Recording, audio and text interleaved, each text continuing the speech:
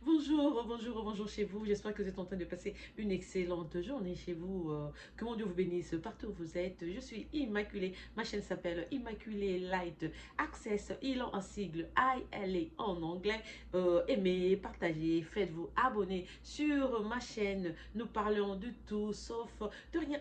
Des sujets qui sont en vogue, de la politique, des connaissances générales. Donc, nous parlons de tout, voilà. Et je suis vraiment open. Donc, sur ma page, sous les commentaires, vous pouvez donc donner votre opinion. Vous pouvez me suggérer. Vous pouvez même devenir, je sais pas, modérateur ou modératrice et tout. Peut-être ne sont pas encore sur là parce que je ne fais pas des lives. Hein, j'ai pas encore besoin des modérateurs. Mais un jour, quand j'aurai plus de temps, on va commencer à faire des lives aussi. Voilà, que mon Dieu vous bénisse partout. En tout cas, dans la vie, sans Jésus, nous sommes rien. C'est grâce à lui, c'est lui qui nous a donné le souffle pour que je sois devant vous aujourd'hui, ouvrir ma bouche et parler. C'est lui qui me donne aussi de l'intelligence dans la tête pour me faire rappeler une histoire que j'ai connue dans le temps et me dire partage avec les gens. Je sais que partager tes connaissances te donne plaisir, donc c'est cela. Je me suis décidée donc de partager cette histoire avec vous. Voilà, cette histoire s'est passée au Congo, en République démocratique du Congo. Donc, je suis de Kinshasa, comme j'aime le dire moi-même, fièrement. Hein, je suis une Quinoise, moi, je suis congolaise et quinoise. Et voilà, donc, mais la dame et le monsieur, donc, étaient en Belgique. Je vais parler d'abord de la dame, une dame de l'Équateur du Congo, donc, était en Belgique. Elle a étudié, elle est devenue infirmière. Un matin, elle quitte son appartement pour se rendre au boulot. Je crois qu'elle se rendait vers le parking où était sa voiture. Directement, une autre voiture percute un monsieur qui traversait à pied. Étant corps médical, quand il y a accident ou incident, on nous apprend donc à intervenir. La dame a couru et c'était la première personne à arriver. Elle a regardé, elle a vu l'état dans lequel était le monsieur. Elle a appelé les pompiers. Les pompiers sont arrivés pendant qu'elle a administré les premiers soins de secours. On a amené le monsieur à l'hôpital. Elle a démarré la voiture. Elle a suivi. Et elle avait demandé aux pompiers donc de l'amener dans l'hôpital où elle est infirmière. Donc, on a cheminé le monsieur là-bas. C'est arrivé à l'hôpital qu'on a... les pompiers ont dit, ils avaient foncé leur main dans les poches. Ils ont eu l'identité du monsieur. Et par le nom, quand on est du Congo, on sait que c'est un frère de chez nous. Donc, le nom du monsieur, directement, la dame a dit, ah, c'est un Congolais. Et elle était parmi donc l'équipe qui devait prendre, qui devait donner les premiers soins encore à l'hôpital, aux urgences, au monsieur. En tout cas, elle s'est occupée très bien du monsieur qui était dans le coma et tout. Voilà, quelques jours après, le monsieur est sorti du coma. Ils sont devenus amis. La dame n'a pas cessé. Il a aidé. Le monsieur, petit à petit, a repris même la marche. Il a commencé à manger. Et c'est la dame qui était à côté de son lit. Tout le temps, l'infirmière, là, elle est devenue comme un membre de famille carrément à lui apporter aide quand il en avait besoin. Et après 2 mois et demi de l'hospitalisation, le monsieur est sorti. La dame lui a demandé, mais tu fais quoi en Belgique? Il a dit, non, je suis étudiant dans telle université. La dame a dit, ah, on doit d'abord aller là-bas, leur dire ce qui t'était arrivé, voilà les papiers qu'il faut montrer, tout. La dame avec sa voiture a amené le monsieur.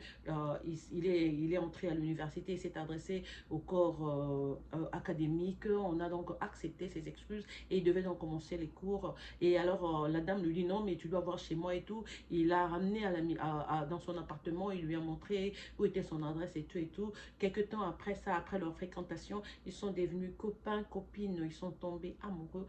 La dame qui était si sérieuse, il n'avait pas d'homme, elle n'avait même pas d'homme, d'autre homme à l'époque. Donc, directement, elle a pris cette relation au sérieux et elle est tombée folle amoureuse du monsieur. Le monsieur, donc je dirais vice-versa, le monsieur aussi réciproquait. Donc, on ne pouvait pas passer toute une journée sans se voir et tout. Et le monsieur a étudié, il a fini, c'était un bon boulot, le travail. Et puis, directement, ils ont commencé à faire des enfants tous les deux. Je ne sais pas vous dire s'ils ont fait le mariage religieux ou ils ont été à la mairie. Ces détails-là, franchement, je les ignore. Hein.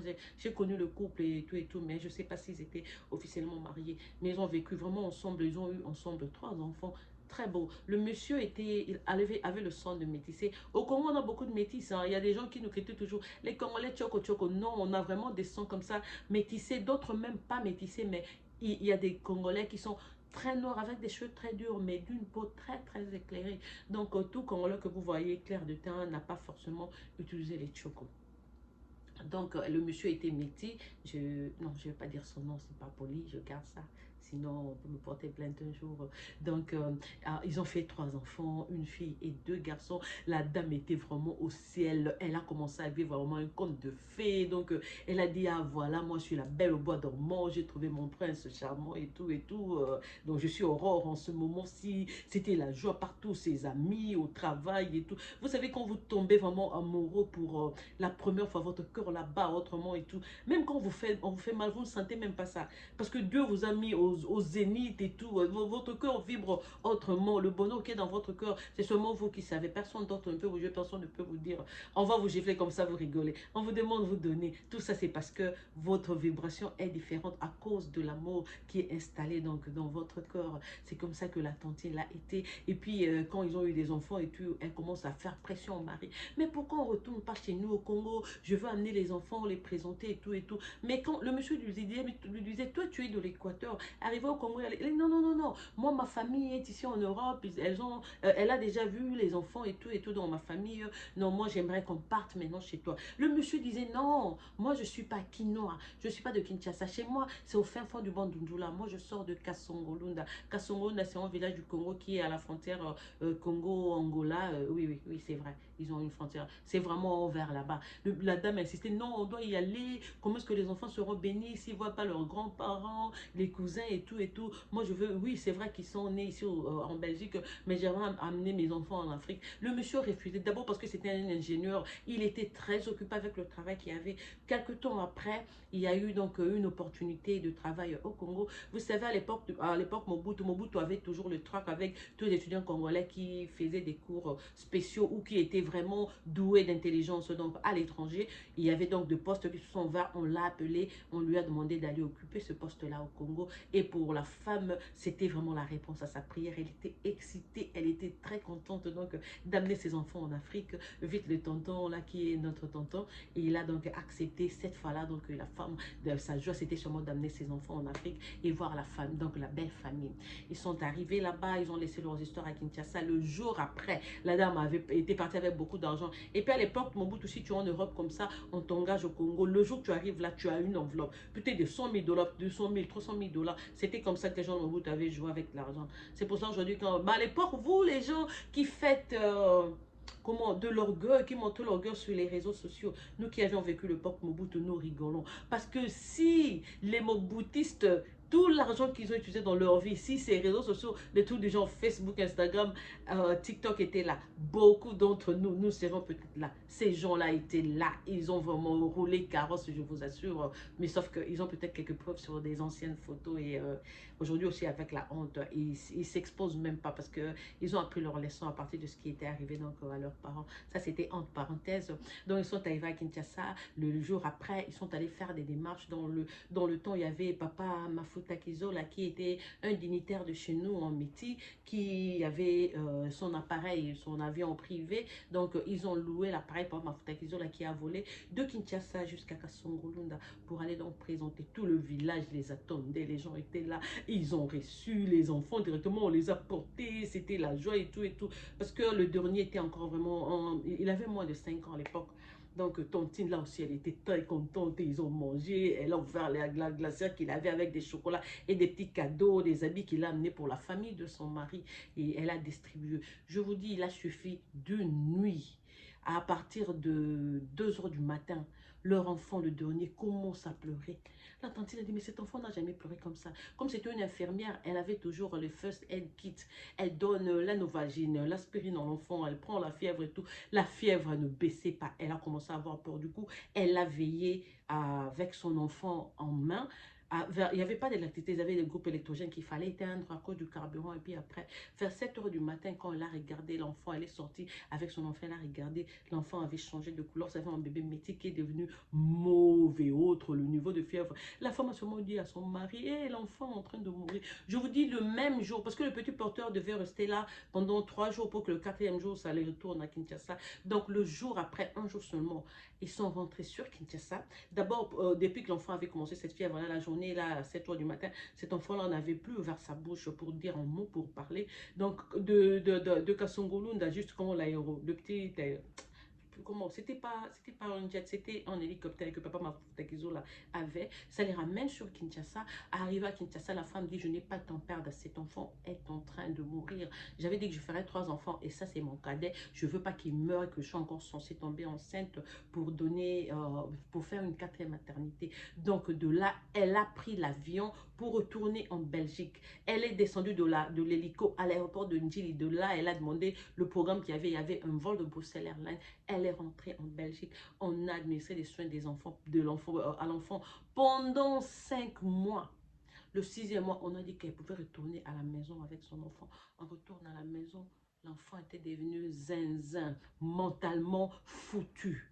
Elle commence à pleurer. Qu'est-ce qui est arrivé? Le mari lui dit, tu vois, dans mon village là, on dit ceci, cela de la sorcellerie. Donc ça, c'est ma famille. Pendant que l'enfant, la nuit là, quand l'enfant était malade, le monsieur était questionné. Il y avait palabre avec les gens du village que nous, on t'a envoyé là pour étudier. Pourquoi tu dois épouser une femme de l'Équateur? Tu devais revenir. Et sinon, dans le village, on avait déjà une femme qu'on a prévue pour toi. Toi, ton sang là, c'est un sang royal. Tu devais épouser quelqu'un de chez nous. Comment tu es allé épouser? Le monsieur là, déjà, le métier là dit non, mais ça, c'est la femme que j'aime. Elle m'a sauvé la vie, blablabla. Et puis, on est déjà une famille, on a des enfants. Je l'aime. C'est pas pour des enfants, mais je l'aime tellement. Je sais pas. Les gens disent non, non, non, non. Nous, ça, c'est un pacte qu'on a dans notre clan. Tu peux pas nier la femme que la famille choisit pour toi. Il faut absolument que tu épouses celle-ci. Le monsieur a dit non, j'aime tellement ma...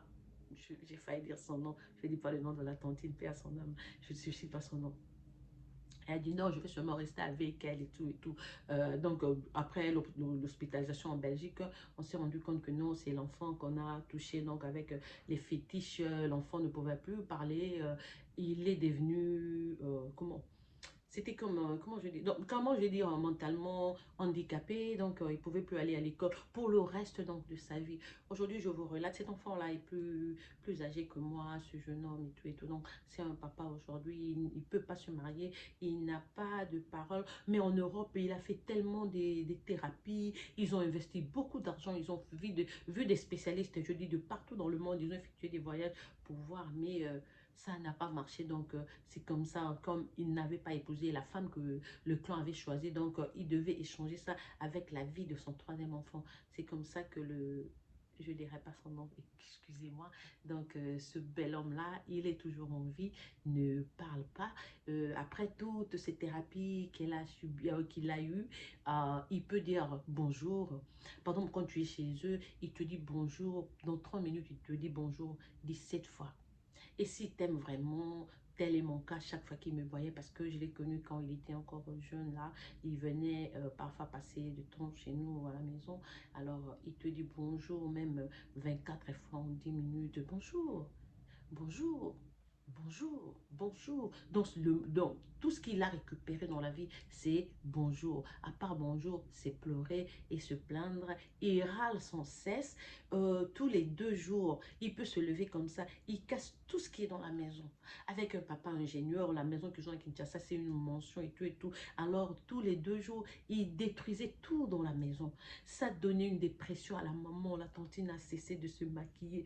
Elle a dit seulement à cause de l'amour. C'est pour ça parfois je dis l'amour, hein, c'est pas tout ce dont on a vraiment besoin dans la vie. Il faut savoir lire les signes du temps. Parfois tu peux tout donner en amour. Tu t'investis 100%, mais tu reçois pas cela.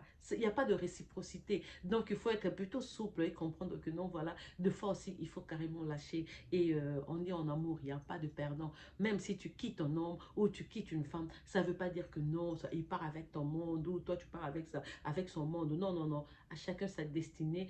Quand on vous sépare aussi, Dieu sait bénir aussi les 2 personnes qui sont divorcées de différentes façons, selon ce qu'il a prévu dans son agenda pour vous. Donc ce garçon-là, il y a quelques années, je crois que c'était en 2000, je crois que c'était en 2002 ou 2003 comme ça.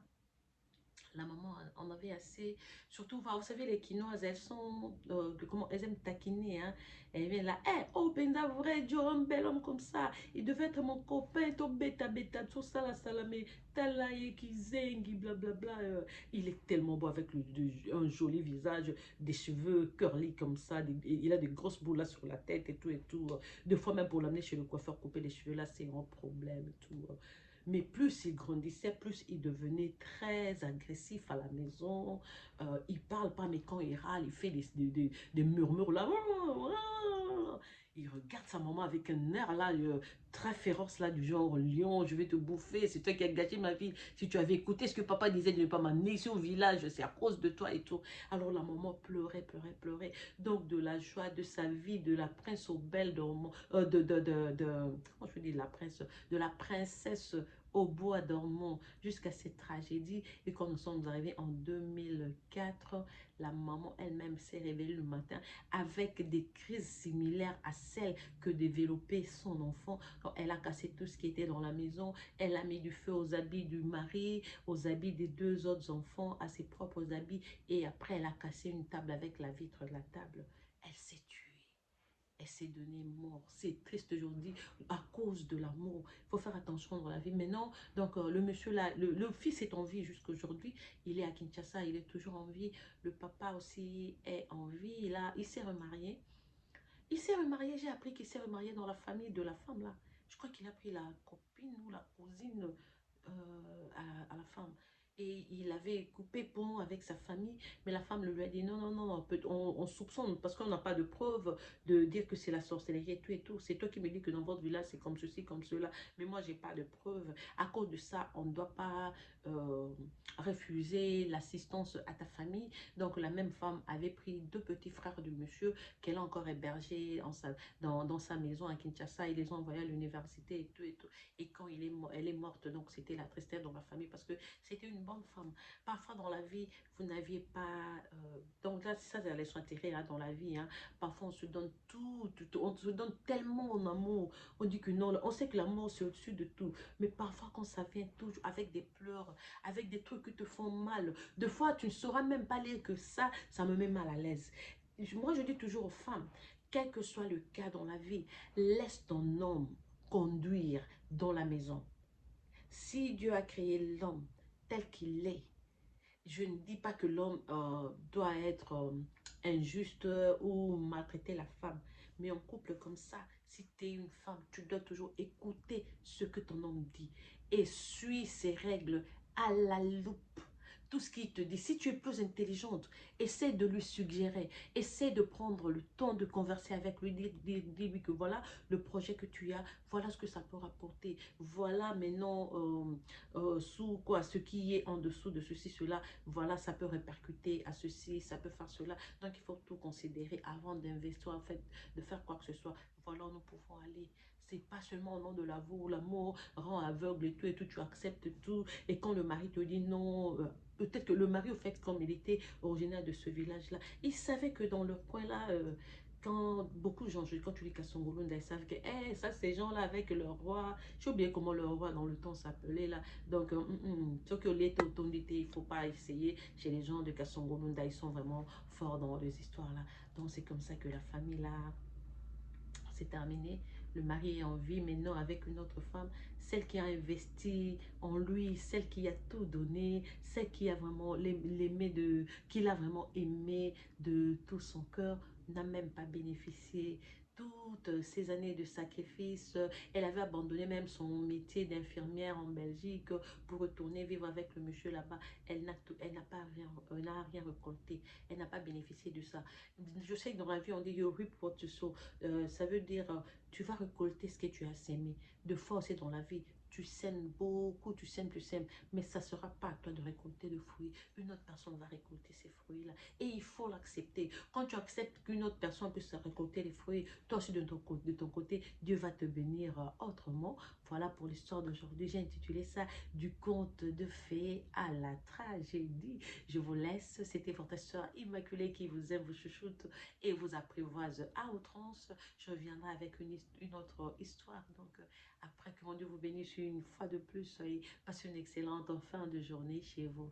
Au revoir.